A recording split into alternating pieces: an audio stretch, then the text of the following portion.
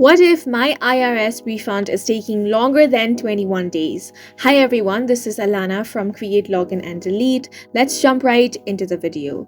Now the thing is that TurboTax does not issue refund, it is IRS that issues the refund. That is why TurboTax does not exactly know the reason behind the delay. However, there might be some common reasons why a refund can be held up.